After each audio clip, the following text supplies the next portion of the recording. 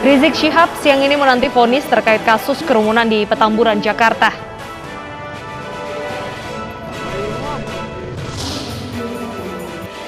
Camat Sukoharjo dicopot dari jabatannya karena melanggar larangan halal bihalal.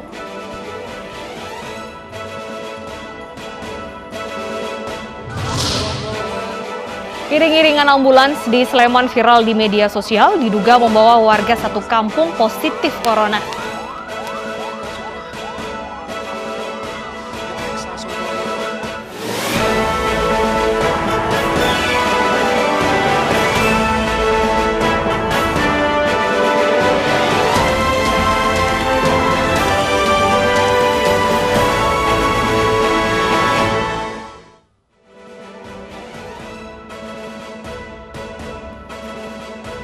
Halo pemirsa, selamat siang. Apa kabar Anda di rumah? Kami doakan semoga Anda baik-baik saja. Dan saya Wilson Purba akan menemani Anda selama 90 menit ke depan di iNews Siang.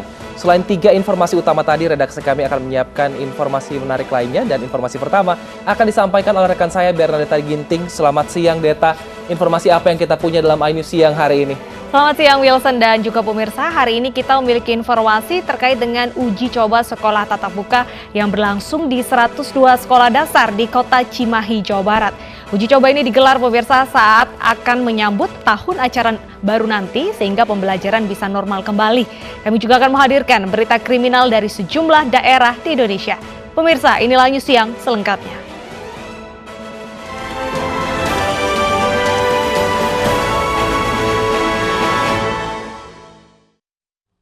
Kita awali informasi siang hari ini dari ambulans yang membawa jenazah menabrak truk di jalur selatan Brebes, Jawa Tengah. Akibat kejadian tersebut, sopir dan penumpang yang duduk di depan tewas.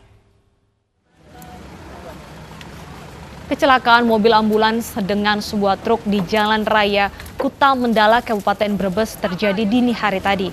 2 orang korban tewas, yakni sopir ambulans dan seorang penumpang yang duduk di depan. Sementara 3 orang penumpang pengantar jenazah mengalami luka-luka. Korban luka dan korban tewas dibawa ke RSUD Bumi Ayu Brebes. Kejadian bermula saat mobil ambulans berusaha mendahului kendaraan lain di tikungan, namun dari arah berlawanan melaju truk hingga tabrakan tak terhindarkan. Namun truk langsung kabur usai kejadian tersebut.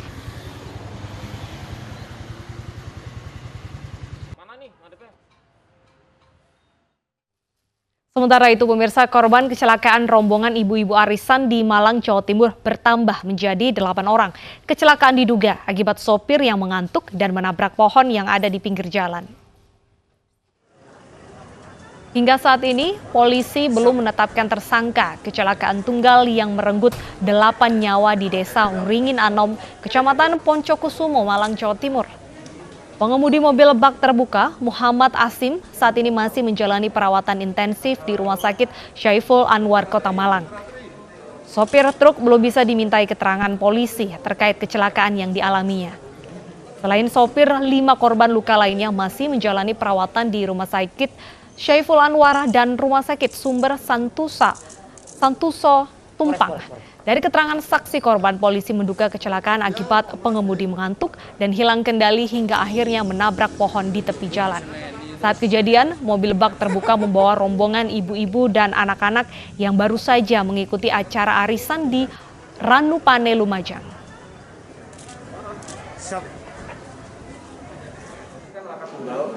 Tunggal karena tidak melibatkan kendaraan lainnya, kemudian luka tunggal itu dengan menabrak pohon jawar di Kecamatan Uringin Anom. Dan inilah penyebabnya kemungkinan besar adalah karena diduga dalam keadaan ngantuk.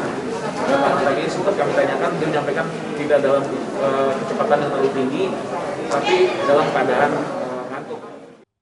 Sebelumnya, 7 korban kecelakaan mobil yang mengangkut rombongan arisan di Malang, Jawa Timur dimakamkan. Pemakaman korban berlangsung di 3 tempat yang berbeda.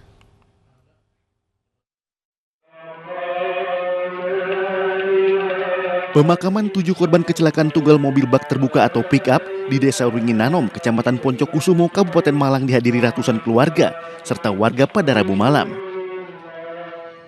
7 korban dimakamkan di 3 tempat pemakaman berbeda. 5 korban atas nama Luluk Ratna, Atik Rosita, Rahayu Ainun, Anik Andriani, dan Sumiati dimakamkan di TPU Tumpang 1. Sementara korban Utami dan Tuni dimakamkan di TPU Donomulyo dan TPU Kebonsari. Yang di Ledok-Sari ini dimakamkan 5, yang di Kebonsari 1, Donomulyo 1. Semuanya malam ini Pak ya? Iya, semuanya sekarang malam ini. Pak, yang di sini 5 ini satu keluarga atau bagaimana Pak? Bukan satu keluarga, jadi satu wilayah, satu RT kayak. Iya. Hingga saat ini petugas belum bisa memintai keterangan sang sopir karena masih dalam kondisi kritis. Sebelumnya kecelakaan tunggal terjadi di Desa Uringin Nanom, Kecamatan Poncokusumo, Kabupaten Malang pada Rabu siang. Sebuah mobil bak terbuka yang mengangkut 12 orang menabrak pohon setelah mengikuti arisan di kawasan Ranupane, Kabupaten Malang. Total 7 orang penumpang meninggal dunia dan 5 lainnya luka berat. Dari Malang, Jawa Timur, Denny Irwansah, iNews melaporkan. Sementara itu, akibat melaju dengan kecepatan tinggi, 2 mobil di Jalan Raya Solo Ngawi, Solo Sragen, Jawa Tengah tabrakan. 3 penumpang tewas akibat kecelakaan yang terjadi di jalan yang minim lampu penerangan tersebut. 2 buah minibus terlibat kecelakaan maut di Desa Karanganyar, Sragen, Jawa Tengah pada Rabu malam. Akibatnya 3 orang penumpang meninggal dunia di lokasi kejadian. Para korban kemudian dilarikan petugas ke Rumah Sakit Umum Sragen. Akibat kejadian ini, Jalan Raya Solo Ngawi, kilometer 10, sempat macet total. Diduga kecelakaan ini terjadi akibat kendaraan yang melaju kencang dan minimnya penerangan jalan. Pak, tadi seninya dari mana ini Pak? Dari timur. Dari timur ke arah barat, ya? Ya. Sementara yang satunya dari barat ke timur. Ke timur. Nah. Ya. Terus sementara yang senia ini luka-luka atau gimana Pak? Seninya yang penumpang 6, yang meninggal 3, yang luka-luka ringan 3. Gitu Pak ya. Sudah dibawa ke rumah sakit Pak ya? Ya. Saat ini kasus kecelakaan ini tengah ditangani aparat Satlantas Polres Sragen. Dari Sragen, Jawa Tengah, Joko Piroso, iNews melaporkan. Sekelompok penagih utang yang mengaku aparat keamanan memukuli warga Jalan C, Rotan, Medan, Sumatera Utara. Aksi pemukulan yang berujung keributan itu membuat seorang anak histeris. Video amatir ini merekam keributan yang terjadi di sebuah rumah di Jalan C, Rotan, Medan, Sumatera Utara. Diduga penyebabnya adalah masalah utang. Sekelompok tamu laki-laki ini adalah penagih utang, sedangkan orang yang memegang kamera adalah kakak ipar pemilik rumah yang ditagih utangnya.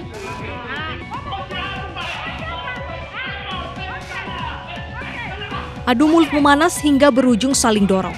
Baku hantam terjadi antara penagih utang yang mengaku oknum aparat dengan pemilik rumah bernama Romulo Sinaga. Seorang anak yang berada di lokasi kejadian bahkan ketakutan hingga menangis histeris. Karena saya tidak tahu apa persoalannya, tiba-tiba mereka ribut. Saya respect. Refleks saya langsung ke dalam, karena di dalam ada istri saya sama anak saya. Nah, saya berusaha untuk mengeluarkan mereka, karena kan saya nggak tahu persoalan mereka. Tapi waktu saya mau keluarkan anak istri saya, dia tetap memaksa supaya saya di dalam. Romulo Sinaga mengaku tidak tahu menau tentang utang piutang yang melibatkan kakak iparnya. Namun akibat keributan yang berujung baku hantam tersebut, Romulo mengalami luka ringan dan akan membuat laporan pengaduan ke Polda Sumatera Utara. Dari Medan, Sumatera Utara, Ahmad Ridwan Nasution, iNews melaporkan. Pemirsa, seorang remaja di Kabupaten Tapanuli Selatan, Sumatera Utara tega menganiaya bocah berusia 7 tahun hingga meninggal dunia. Pelaku yang juga paman korban mengaku kesal karena korban selalu buang air di celana. Oke, terus? Remaja berinisial AP berusia 14 tahun memperagakan kembali semua adegan kejinya hingga berujung ZL berusia 7 tahun meninggal dunia. Rekonstruksi ini digelar di Satuan Reskrim Polres Tapanuli Selatan, Sumatera Utara. Peristiwa bermula saat ayah korban menitipkan putrinya kepada pelaku. Terduga pelaku tega menghabisi keponakannya sendiri karena korban sering buang air besar dan kecil di celana. Pelaku kesal dan memukul korban menggunakan kayu, serta menginjak badan korban hingga meninggal dunia. Sedih kali lah Pak. Anak saya Pak, yang paling kecil saya itu Pak. Tapi abang memaafkan, Iya, memaafkan tetap ponakan. saya maafkan. Tapi keluarga juga Pak. Gak mungkin saya nggak maaf. Orang lain pun kita bisa maafkan Pak. Apalagi keluarga sendiri. Darah daging kami ini Pak. Keluarga korban mengaku telah memaafkan perbuatan pelaku, namun proses hukum tetap berjalan. Nggak tahu lah deh, aku maafin kau nih. Apapun yang aku maaf. Dari Tapanuli, Selatan Sumatera Utara, Indra Mulia, iNews melaporkan.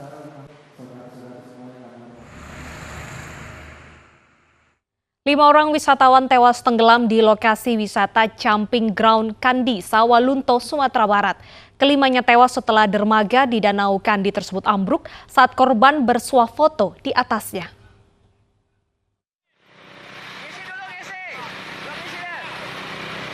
Usai musibah terjadi di dermaga Danau Tandike, komplek wisata Camping Ground Kandi di Kota Sawalunto, tim SAR gabungan pun segera melakukan upaya penyelamatan dan pencarian.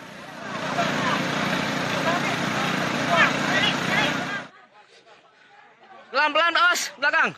5 dari 8 orang wisatawan yang tenggelam ditemukan dalam kondisi meninggal dunia akibat tenggelam di dalam Danau Kandi. Sementara 3 orang korban berhasil selamat. Proses pencarian dan evakuasi berlangsung 6 jam.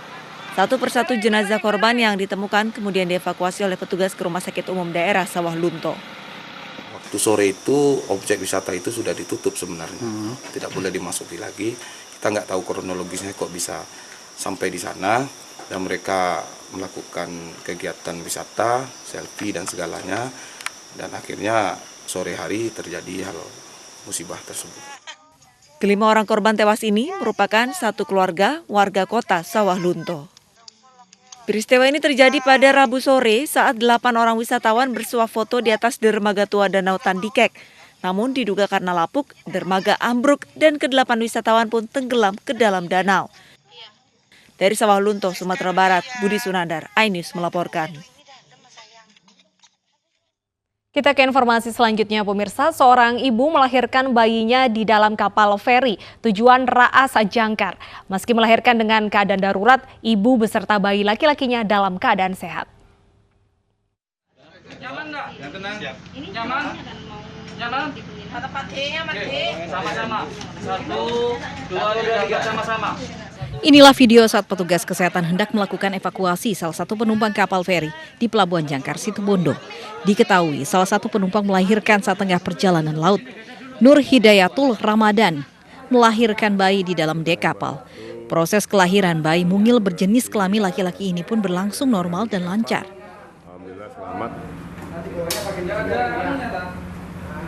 Dari Puskesmas Asam Bagus, sama-sama bersamaan.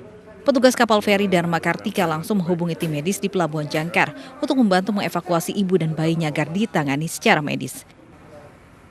Pada waktu itu hanya 52 orang. Kita mengecek betul 52 orang di sana, terus tempat duduk sudah berjarak pada waktu itu.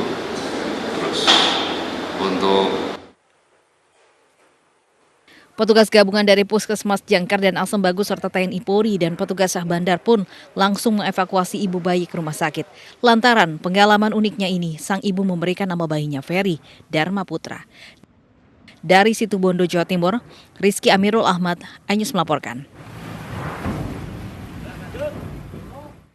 Kita ke Jakarta, pemirsa. Majelis Hakim Pengadilan Negeri Jakarta Timur hari ini akan menjatuhkan vonis dalam perkara kasus kerumunan di Petamburan dan Mega Mendung atas terdakwa Muhammad Rizik Syihab beserta 5 mantan pimpinan FPI. Ya, 2.300 aparat gabungan dari unsur TNI Polri hari ini disiagakan di lokasi untuk mengamankan jalannya agenda persidangan pembacaan putusan Rizik Syihab. Selain menyiagakan personil, aparat gabungan juga akan melakukan patroli untuk mengamankan jika ada indikasi simpatisan Rizik Syihab yang akan datang ke lokasi Pengadilan Negeri Jakarta Timur. Rizik didakwa melanggar pasal terkait kekarantinaan kesehatan serta penghasutan di muka umum karena telah mengundang kerumunan massa pada acara yang dihadirinya. Tepatnya di Pondok Pesantren Megamendung, Bogor, Jawa Barat, serta di kediaman Rizik Syihab di Petamburan, Jakarta Pusat. Sebelumnya pemirsa, dalam sidang tuntutan, Jaksa Penuntut Umum menuntut Rizik Syihab hukuman pidana 2 tahun penjara untuk kasus kerumunan di Petamburan, serta hukuman pidana 10 bulan penjara dan denda 50 juta rupiah untuk kasus kerumunan di Megamendung. Pada hari ini dilipat gandakan menjadi 2.300 personil yang terdiri dari satuan-satuan lalu lintas, ya, Brimob, kemudian juga dari yang tertutup, juga dari Satpol PP dan Dinas Perhubungan Kota Administratif Jakarta Timur. Kita juga di backup oleh Bapak Dandim Jakarta Timur dalam rangka penambahan pasukan dari unsur TNI. Ya, tadi malam pukul 21.30 sudah ada datang ke Pengadilan Jakarta Timur dan kami sudah berhasil amankan. Ya, mereka datang atas petunjuk seseorang untuk menghadiri. Ya, pengakuannya untuk kegiatan semacam pengajian atau semacamnya. Tetapi lokasinya di Pengadilan Negeri Jakarta Timur. Tentu ini kita akan intensifkan, kita interogasi, termasuk kita melakukan swab antigen. Ya, 21 orang. Yang masih di bawah 17 tahun itu ada 15 orang dan 6 orang sudah dewasa. Dan masih dilakukan pemeriksaan intensif di Polres Jakarta Timur. Ya, rekayasa lalu lintas tentu akan menyesuaikan dengan eskalasi ancaman yang kita hadapi. Pemirsa, sidang vonis Rizik Syihab akan digelar siang hari ini dan simpatisan Rizik Syihab ini memang diharapkan tidak datang ke pengadilan negeri untuk menghindari kerumunan kembali terjadi. Betul sekali, kita akan lihat bagaimana situasi di sana. Sudah ada rekan kami Nadia Valerie. Bagaimana situasi jelang sidang vonis HRS? Selamat siang Nadia.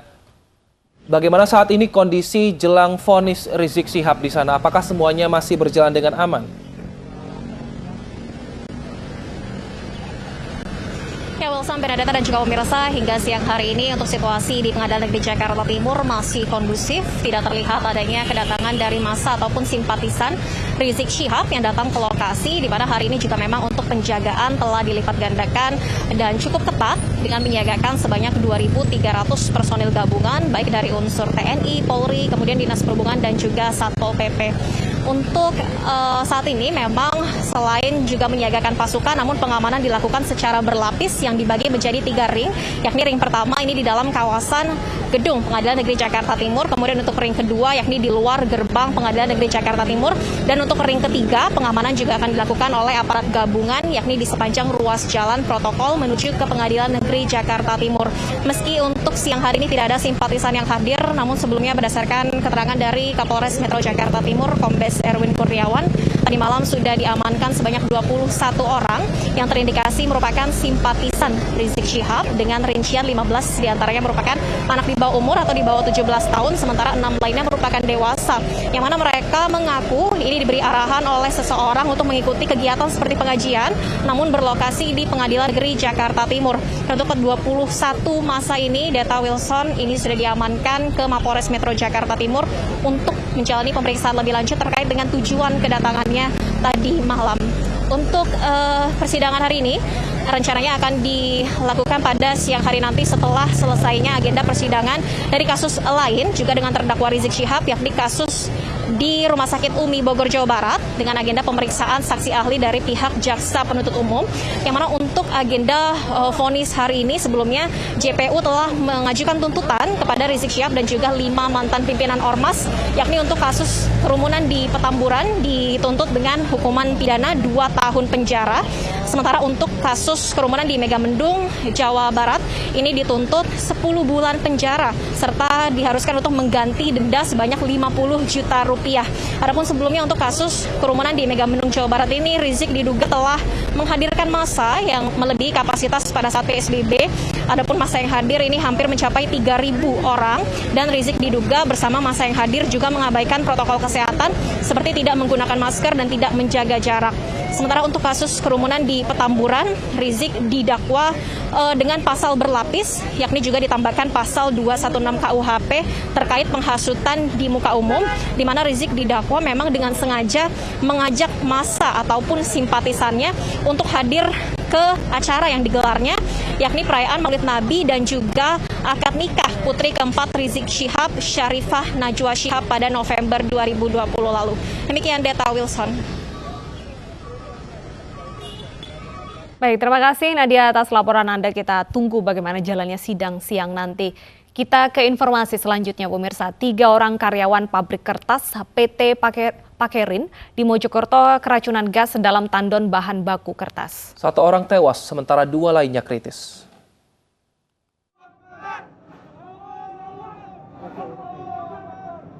Tiga karyawan pabrik kertas PT Pakerin di Desa Bangun, Kecamatan Pungging, Kabupaten Mojokerto, Jawa Timur dievakuasi. Ketiganya pingsan, diduga keracunan akibat menghirup gas beracun saat membersihkan tandon penampungan bahan baku produksi kertas yang berada di gudang produksi. Ketiganya langsung dievakuasi ke unit gawat darurat Rumah Sakit Umum Daerah Profesor Dr. Sukandar. Setelah dirawat, 1 orang meninggal dunia atas nama Agus Slamet Santoso, warga Kecamatan Trawas, Mojokerto. Sementara 2 korban lainnya, Sugiono, warga Kecamatan Prambon, dan Suryono, warga Kecamatan Tulangan dalam kondisi kritis. Dugaan sementara ya masih dalam tahap pemeriksaan. Tidak untuk kemungkinan adanya gas beracun, barangkali kemudian. Tapi untuk sementara saya belum bisa memastikan apakah karena beracun atau tidak. Tapi yang jelas ada 3 korban di situ mengalami hal yang sama. Petugas identifikasi Inafis Polres Mojokerto juga melakukan olah tempat kejadian perkara di lokasi kejadian dan melakukan otopsi terhadap 1 korban yang tewas di Rumah Sakit Bayangkara Pusdik Brimopolda Jatim di Watu Kosek Pasuruan untuk memastikan penyebab kematian korban. Dari Kabupaten Mojokerto, Jawa Timur, Solahuddin, iNews melaporkan. Melanggar larangan halal bihalal, Camat Sukoharjo dicopot dari jabatannya. Kami hadirkan informasi selengkapnya usai jeda berikut.